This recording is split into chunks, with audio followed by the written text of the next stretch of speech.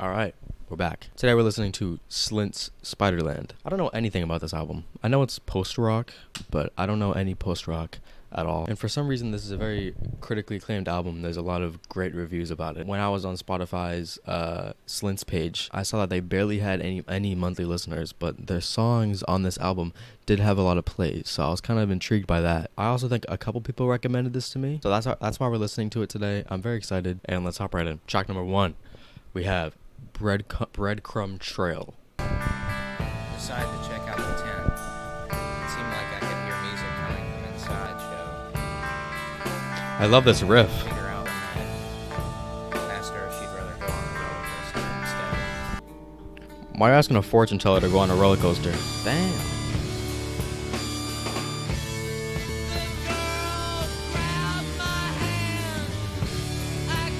This is fucking crazy.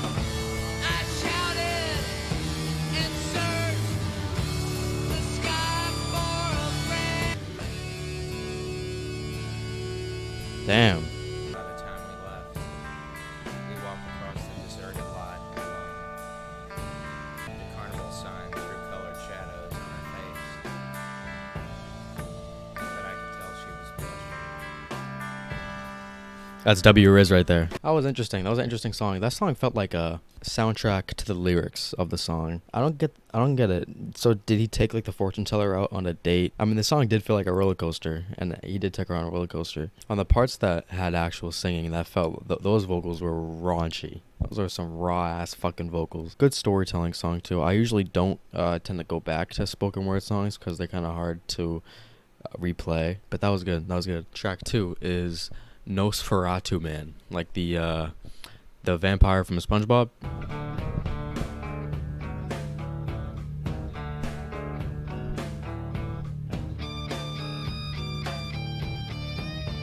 Oh, goddamn. That riff is a very high pitch.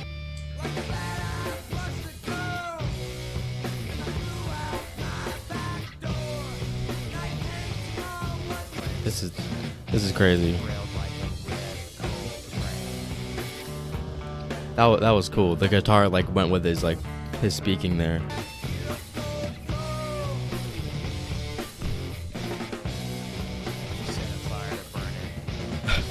That was a sudden transition from singing.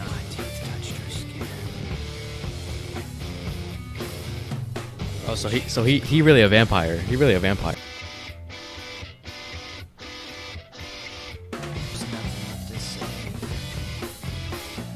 I like the sudden transition from singing to back to the spoken word. And I like how as he's talking, the guitars are kind of following his pace. Like when he finishes a sentence, it's also the end of the chord progression. I'd be so confused if I didn't know that Nosferatu is already some vampire. I wish the high-pitched guitar wasn't just channeled in the right ear though. Similar structure to the first song a little bit in the way, not really related to the first song subject matter wise. But 3, we have Aman. I don't know. Stepped outside. Fucking ASMR.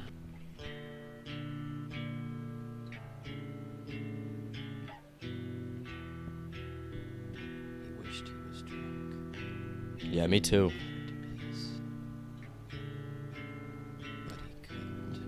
But he couldn't. Can't piss. It finally came. Well, that's good. Breath. You don't want to hold it in. This is very like low key. The light. Their backs. Romancing. So natural. Wait a minute, I've heard that before. There's a song called After Dark. And in the middle of the song, he's like whispering, and it kind of reminds me of this. Ask the question. So anxious. My thoughts. I don't know. I thought it sounded a little similar. Being watched from outside by someone. Sudden transition into the singing. Jesus Christ. He was responsible. For what?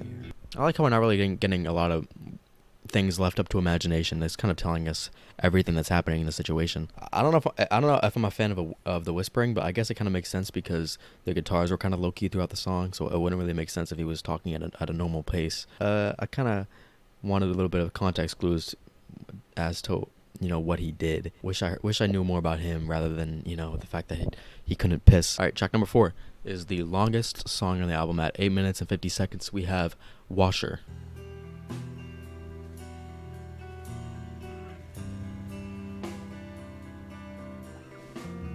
Remember me as you fall to sleep. Fill your pockets with the dust of the memory. Won't be back here. Damn. It's dark outside. Don't be afraid. I'm scared as fuck, I'm not gonna lie. I could sleep to this, dude. Something crazy about to happen. Never mind. I feel like I've heard this guitar before. It sounds so familiar. It sounds like a Radiohead kind of guitar. His vocals are so gentle. Oh god. This is unsettling, but it's like a comforting kind of unsettling. Of tonight's dreamless sleep. Oh hell no, bro. What are you talking about? They're ghostly vocals now. Wow.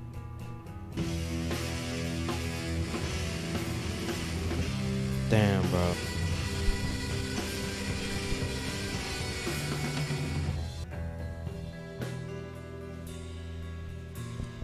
Clearly, the first kind of few verses were about his probably, I want to say, breakup, lost love, kind of, and then the last verse we kind of get into the topic of unaliving yourself. I think he's talking about the method of using a string and a stool. That's why he mentioned, I think, my toes are warm because all the blood is rushing to his toes and his head is empty because, well, yeah, very gut-wrenching, man. That was... Dang. I hated how gentle it was, you know what I'm saying? And we only had like 20 seconds where it really started to pick up after, and they kind of died back down.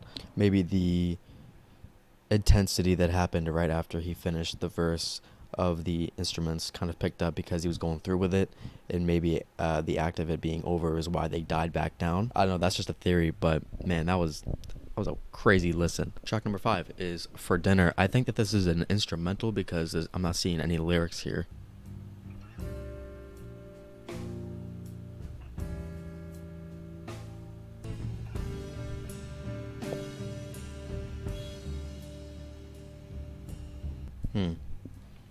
Feels kind of empty.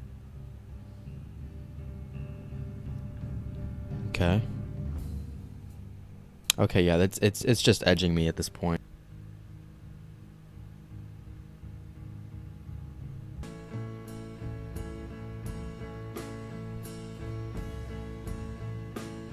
I believe that track was meant to be left up to my interpretation, because it definitely needed vocals. I'm still wondering what's for dinner, you know what I mean? I'm hungry.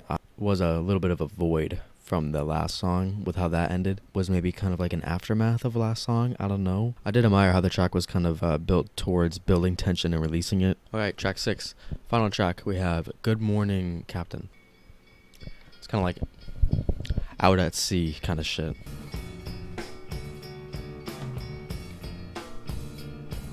Remnants of the ship could be seen in the distance.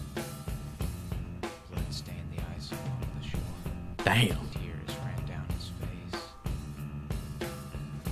Please. It's cold. I like how the things that he's saying are like kind of said differently to like emphasize that he said it. Damn, bro. That shit is hard. The ship. Only the dawn was left behind by the storm.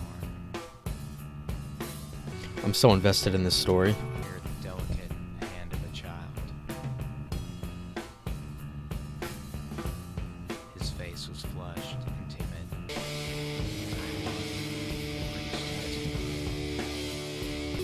What the fuck?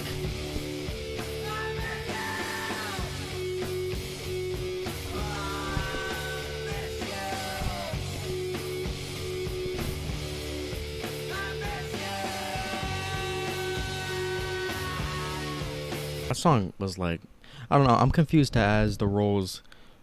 I don't know if the child and the captain are the same person here, and the child is just like a younger version of the captain that he wants to be back at, or if the child is his child trying to make up, and the captain's trying to make up for his mistakes that he made. So I don't really know if he's talking to himself when he says "I miss you," like the old version of himself, or if he's talking to someone else. Anyways, I was not really expecting that much spoken word on this album. It felt more as like a musical story. I think the biggest thing I'm curious about is just how each song was just kind of different and like not related to each other at all. Like the first track, we have like this guy taking the fortune teller girl on a roller coaster for like a date, and then the next track is about Nosferatu, and the third track is about a guy. I'm still wondering who Don is. I don't know. There's a lot of things that I need to look up. I'm confused about a lot of things. I gotta dive deep. I'm sure there's a whole iceberg of information related to this album. The only thing about this album, and I did like the instrumentation on mostly every song, but just like I don't find spoken word that much replayable.